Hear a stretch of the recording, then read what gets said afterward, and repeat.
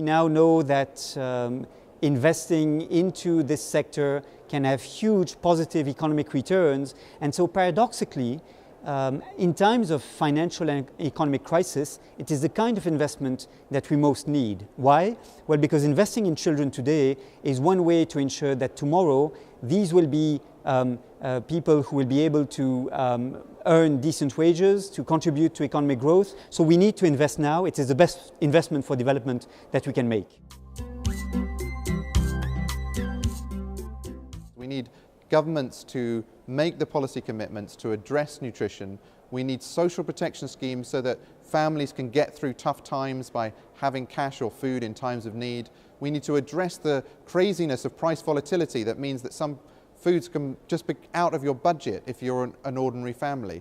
We need to ensure that mothers are able to breastfeed their kids. If we get all those things right in terms of policies, then we need really strong implementation. We need governments to own this. They need to know it's not just about passing a piece of legislation, it's about following it through, it's about the head of government really owning this. They need to do advocacy at community level, at national level, at all levels, and at a global level. Because I know we do very well sometimes at global level, but at community level, nobody knows the importance of nutrition. So we need advocacy at all levels of a community.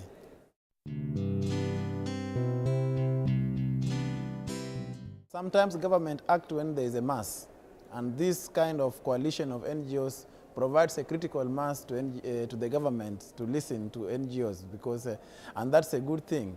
We know that independently we cannot achieve much, but when we come together in anything, when we have partnerships in anything, we will have mileage. We will have more stronger force to push our agenda of making sure that governments take responsibility to address the issue of child nutrition.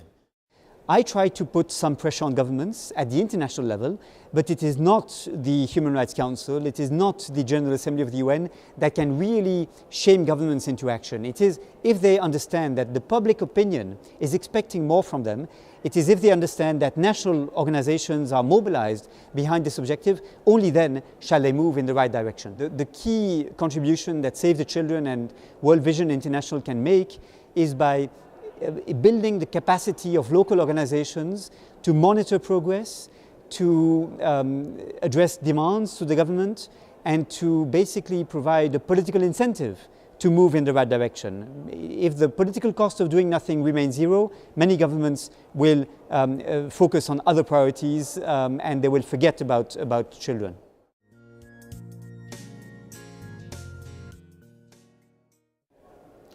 As a field worker for the last 10 years, I've been on the field actually, on ground, treating malnourished children. The input I used to treat them when they're already malnourished should have been less if we start early, if we start the prevention part of it.